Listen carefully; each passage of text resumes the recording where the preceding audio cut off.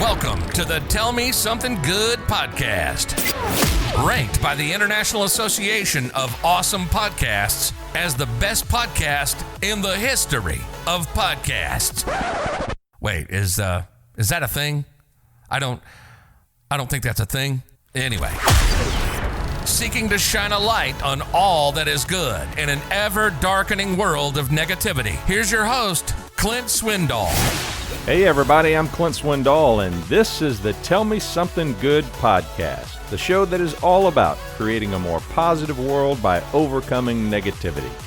It is my goal each episode to engage your mind, encourage your heart, or enlighten your soul. I am so happy you are here. This is episode number 6 of the Tell Me Something Good podcast, entitled Stop Wallowing Around in the Crud. Brought to you by Let's Talk Smack, an app that provides daily nudges to take your social media game to a whole new level. Look, if you're tired of not knowing what to post on social media as you promote your small business, or just want to have a more engaging presence personally on social media, you need a plan, and the Let's Talk Smack app can help you create your plan. Check it out wherever you get your apps. Several episodes ago, I shared with you that I had finished the manuscript for the Tell Me Something Good book. It is in the publishing pipeline right now and will be out soon. And while we wait, I'm excited to share a little about the book. So, 2 things you should know. 1, it is a book written for the average reader to consume in one sitting. Both of my previous books were 50,000-word manuscripts. They were business books, and while I loved writing them and watching them impact personal and professional leadership, I always wanted to write a smaller, self-improvement book, something that could be read and digested quickly. We live in a fast-paced world, and I wanted to write Tell Me Something Good in a format that would get read and used by the masses. The second thing you should know is the book is written in the fable format, making it an easy read. The brain likes a story, which is why fables have become so popular. I could write the typical book listing the top 5 ways to accomplish something, or I could write a story illustrating how someone learned the top 5 ways to accomplish something. Since the brain likes a story, I wrote my first 2 books in the fable format, and I've done the same with this one. So what's it about? The story is about Aaron King, who is wrestling with some recent personal challenges.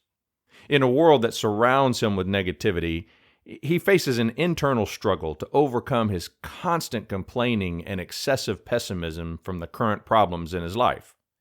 These problems are impacting his personal and professional life. A longtime friend and colleague is about to introduce him to someone who will guide him back to the good in his life. And through a series of insightful conversations, Aaron learns a simple approach to overcome the negativity in his life. What may seem simple on the surface will ultimately prove challenging to implement. The book then tells the story of how Aaron learned 6 lessons to overcome negativity. In this episode, I want to share with you the first of the 6 lessons. And here it is. Stop wallowing around in the crud. When bad stuff happens, we have this incredible power to determine how it will affect us. That power is called choice. While the bad things happen in our life are often out of our control, the way we choose to react is completely in our control. And you can probably guess what most people choose. They choose to wallow around in the crud. We get to choose our reaction regardless of how overwhelmed we may feel when the bad stuff happens. We can choose to process the bad stuff in a healthy way and move on, or we can choose to curl up in the fetal position to get comfortable while we feel sorry for ourselves. Either way, it's a choice. Some people choose to deal with their challenges. When something happens, they process it and move on. They realize they can't control the past. The only thing they can control is the future, and they want to be an active participant in the plan to get moving. Other people jump from one life challenge to the next, wallowing around in the crud. They are so bitter and jaded about life that every bump in the road becomes a mountain for them to climb. They believe life has provided a black cloud to follow them wherever they go. They, too, have made a choice. So how do we stop wallowing around in the crud? Two things. The first thing you need to do is keep your crud in perspective. Keep in mind that regardless of how bad things are in your life, someone has it worse. If you're struggling with finance, keep in mind that research shows that more than 50% of the world's population lives on less than $2 a day. Let me say that again. More than half of the people on the globe live on less than $2 a day. And if you lost a loved one, keep in mind that some people have lost their entire families due to a tragedy. Now, it can be hard to think about other people's crud when you're standing in your own. I get that. That's why it's important to remember that these things might seem simple on the surface, but again, difficult to implement. Don't let the simplicity of keeping your crud in perspective allow you to push it to the side. There is something very powerful about perspective. Look, we all have challenges in our life that deserve our attention. Although the big stuff is really hard to get past, the majority of what we occupy our time with would seem insignificant if we kept it all in perspective. And here is the second thing you need to do. Give yourself a time limit to immerse yourself in the crud. The pain that comes with the bad stuff in life is real. Whether it's the loss of a loved one, the loss of a job, or the loss of your temper because the waiter got your order wrong, it's important to know it is okay to feel bad. It is okay to feel upset. It is okay to curl up in the fetal position to mourn the big losses. These are completely normal human emotions. To bury these emotions can have a long-term impact on your life when they come back to the surface. Some people get through them quickly, and others take longer. Either way, take the time to deal with those emotions. To ensure you don't wallow around in the crud for too long, give yourself a time limit. The bigger the challenge, the longer your time limit. If you're having a lousy day and think nothing will ever get better, give yourself a couple of hours. Tell yourself that for 2 hours, you can be miserable. And at the end of that window of time, it's over. Time to pick yourself up and deal with it. Maybe it's a couple of hours. Maybe it's a couple of days. Maybe it's a couple of weeks for the really hard challenge. Whatever it is, give yourself proper time. And then put together a plan to help you move on. You owe it to yourself. I recently read about a grandmother who has chosen to do exactly this while she is in quarantine. She's quarantined away from her grandchildren, and she is devastated not being with them and watching them grow up through all of this insanity. She says she gives herself 15 minutes every day to mourn. For 15 minutes, she thinks about it and cries about it. For 15 minutes, she wishes it was different. At the end of the 15 minutes, she moves on. She's not ignoring her sadness. She's just not letting it control her every thought. My friends, life isn't perfect. It was never intended to be. We all have those days, and when we do, we need to make good choices. While the decision to move on from the bad stuff can be hard, choosing to wallow around in it can have long-lasting effects on our personal and professional lives. When we stay too long in the crud, we harm ourselves and those around us. And there you have it, the first of the 6 lessons in the Tell Me Something Good book. From time to time, I'll share some of the lessons from the book as part of this podcast, along with some thoughts from others working in the field of positive psychology. All right, let's find some good news. If you've been watching the news lately, you know you won't find a lot of it there. Rather than sitting around waiting for the talking heads to tell us something good, we'll go find it ourselves. So let's uncover some good news. Good news from around the world. And here's what I found. Everybody is trying to find a way to make it through the quarantine. Kids are bored. Parents are going insane trying to find new ways to entertain their little curtain climbers. And single people who had lives built around a regular diet of social gathering are trying to entertain themselves separated from their friends. The same is true for many seniors who are having to wait out the coronavirus outbreaks in isolation. Some have gotten creative. A group of seniors have found a way to find connection and comfort through the airwaves. Radio Recliner is an online pirate radio station hosted exclusively by elderly DJs from assisted living communities across the United States.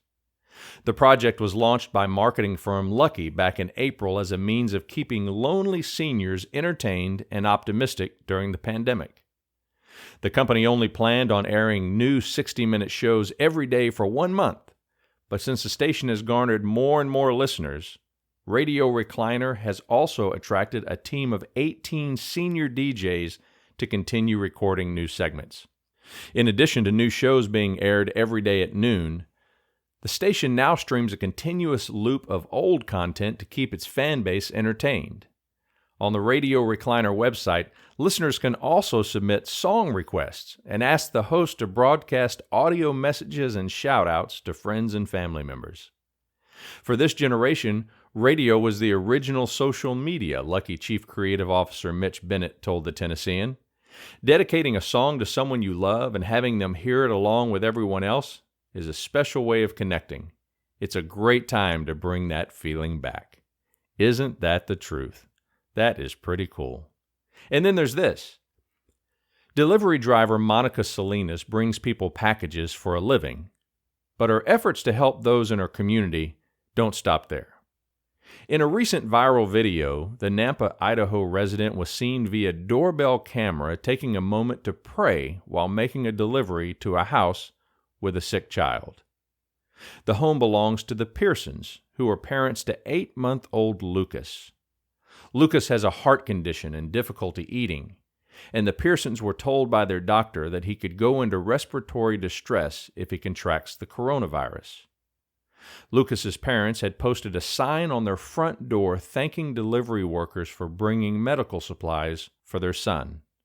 I kind of choked up a bit, the mother said, about the moment she saw Salinas praying. It's been really hard to get through this, so I'm really touched that a stranger would take time out of her day to wish our son well like that. The father said Salinas' gesture sent positive vibes to Lucas and our family. I was really touched by it, he said. The mother posted the video in a local Facebook group, and it has since gone viral. Salinas told KTVB that she was shocked by the reaction, both online and from people texting her messages of support. There was a note, and it said their baby's food was essential, and every time I see that note, it just touches my heart, Salinas recalled. I just stopped to do what my heart told me to do, to say a prayer for the baby and for the parents, because that's got to be very painful for all of them to see their baby hurt and struggle, she said. I just prayed that they can make it through another day, one day at a time. A simple prayer we can all use during these difficult times. And that, my friends, is some good news from around the world.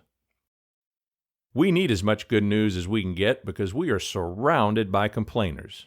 Not the good kind of complainer like I talked about in my last episode. You know, the person whose constructive complaining leads to positive change? No, I'm talking about the complainers who sit around all day thinking up issues to complain about. While I love people, I avoid the chronic complainers. They thrive on sharing their crud, and we see it all the time on social media. In fact, it's time we check in on the complainers on social media just to see... what are they bitching about now? I saw a guy on my Facebook feed complaining that he was tired. Yep.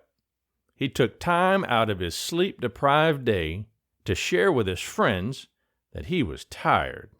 Hey man, newsflash, we're all tired. We're all busy getting on with life, working jobs, raising kids, cleaning house, and staying up way too late binge-watching some crud on TV.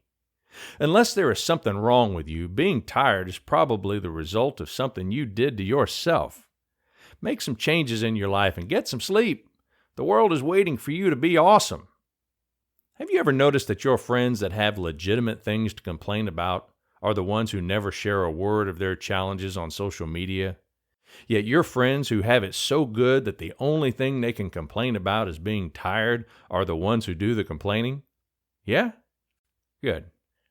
I thought I might just be the only one. I am so thankful you are listening to my podcast. You have so many choices as to where you will spend your valuable time, and I want to make sure you feel you've invested wisely in spending time listening to the Tell Me Something Good podcast. If you ever have questions, Jump over to findthegoodinlife.com to find the link to ask questions or just share the good in your life. I'll take some of what I receive and include it in this next segment called Ask Clint Anything. Anything. Anything. Anything. This past week I got this email. Hey Clint, in the first episode you mentioned you and your wife have 2 dogs. What kind of dogs do you have? I'm not sure how many of you would be interested in the answer to that question, so I should probably just respond to him. But what the heck? I'll answer it here. After all, our dogs are our children, and if you had asked me about my children, I would have told you about them, so yeah, I'll tell you. If you asked me that question a year ago, my response would have been different. We thought we knew what they were. Then we did the doggy DNA test, the Ancestry.com version for critters. We didn't find out our dogs were related to George Washington's dog or anything like that, but we did find out they were a mix of breeds we never would have guessed. Our oldest dog, Bacon, and yes, she's named Bacon because everybody loves bacon, well, she's a mix of Chow and Australian Shepherd. We thought she was probably Chocolate Lab. She is deathly afraid of storms and loud noises. And our youngest dog, Banjo, is a mix of, oddly enough, Golden Retriever and Pit Bull. Completely misunderstood because she is the sweetest dog in the world. The only thing she's concerned about is her giant blue ball and figuring out why Bacon is so deathly afraid of storms and loud noises. So there you have it. If you're a dog lover, share with me what kind of critters you have. Jump over to findthegoodinlife.com and click on the question or something good for the podcast bar right there on the front page. All right, everybody, we are about to wrap up.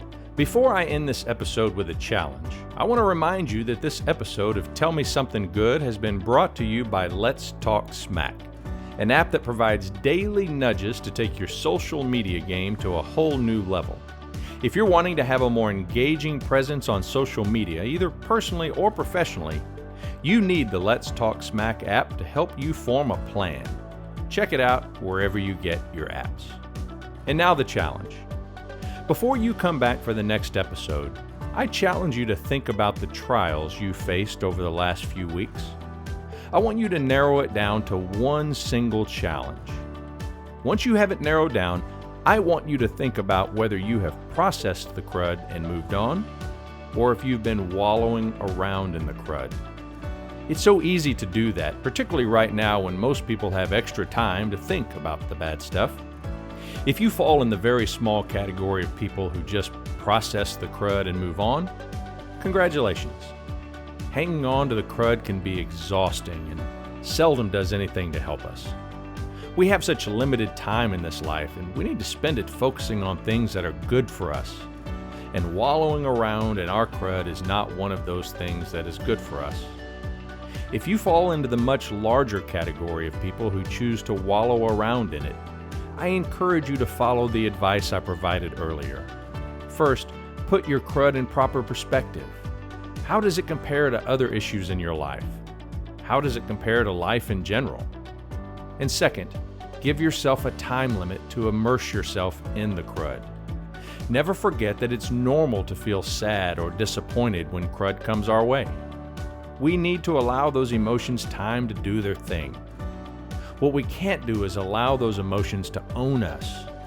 Face your challenges, keep them in perspective, and give yourself a time limit to immerse yourself in the crud. Then, allow yourself to move on. Well, that's all for today's episode of the Tell Me Something Good podcast. I sure hope you'll join us again for our next episode.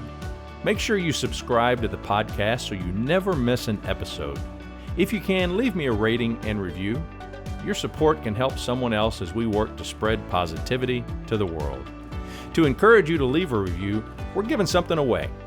If you leave a review, you'll be entered into a drawing for a Tell Me Something Good gift package. The package includes all kinds of awesome stuff, including an array of Tell Me Something Good logoed items, a t-shirt, a custom challenge coin, eyeglass cleaner, all kinds of stuff. We'll also throw in a signed copy of my first book entitled Engaged Leadership. All you need to do is leave a review and you are entered. Also, visit findthegoodinlife.com. While you're there, you can find everything related to Tell Me Something Good, all the links to join us on social media, and a place to share your good stuff or ask questions for the podcast. Thanks for listening. Until next time, I'll be praying for God to bless you in mighty ways. Now, get out there and love on somebody. You've been listening to the Tell Me Something Good podcast. The content of the podcast is meant to engage, encourage, and enlighten you to become more positive. It's not meant to diagnose, treat, or replace the personalized care provided by a trained professional. If you're struggling with depression or mental health issues, please reach out to a counselor for diagnosis and treatment. Until next time, be positive, people.